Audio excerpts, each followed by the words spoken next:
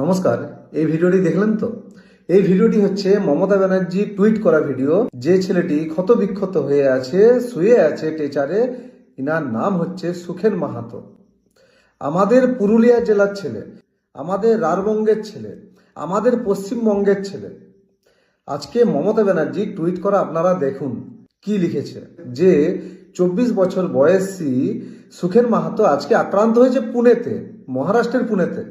কি হয়েছে আমিও জানি না, পুরোপুরি সত্যতা আমিও জানি না, কিন্তু কেন হয়েছে, কেন আমাদের এই সুখেন মাহাতোদের মতন ছেলেদেরকে যেতে হচ্ছে মহারাষ্ট্রে, কেন আমাদের পশ্চিমবঙ্গের বাঙালিদেরকে যেতে হচ্ছে মহারাষ্ট্রে বা আমাদের রাজ্যের বাইরে? মমতা ব্যানার্জি, আপনাকে প্রশ্ন করছি, আপনার 5 বছর আগে আপনার যে বক্তব্য, সেই বক্তব্য আগে আপনাকে শোনায়, শুনুন আগে। আরো উন্নয়ন করে দেবো, আরো কর্মতীর্থ করে দেবো, ডবল ডবল চাকরি হবে, ডবল ডবল শিক্ষা হবে, ডবল ডবল কাজ হবে। শুনলেন তো? তাহলে ডবল ডবল চাকরি এখানে গেল কোথায়? গেল কোথায় আপনার কাছে প্রশ্ন। আর দ্বিতীয়ত প্রশ্ন হচ্ছে এটা, মমতা ব্যানার্জি এবং এই যে লিপস্টিক মন্ত্রী আপনাদেরকে, এবং এই যে অভিনেতা নাট্যকার ব্রাত্য বসু আপনাদেরকে, আপনারা বলছেন সুখেন মাহাতোকে মারা হয়েছে।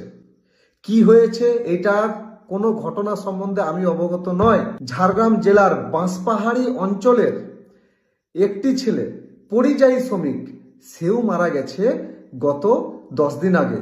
কোথায় মারা গেছে? সেকেন্দ্রাবাদে, তেলেঙ্গানাতে। তাহলে তার নিয়ে আপনারা কেন কিছু বললেন না? কেন বললেন না? প্রশ্নটা আপনাদের কাছে। কেন? এই জন্য মহারাষ্ট্রে বিজেপি শাসিত রাজ্য আর তেলেঙ্গানাতে কংগ্রেস শাসিত রাজ্য বলে আপনারা ভেদভাব করছেন, এইভাবে ভাগ করে দিচ্ছেন যে ওইখানে বিজেপি শাসিত রাজ্য বলে সুখেন মাহাতোর নাম বলবেন, আর এইখানে কংগ্রেস শাসিত রাজ্য বলে আপনারা মিঠুন মাহাতোর নাম বলবেন না।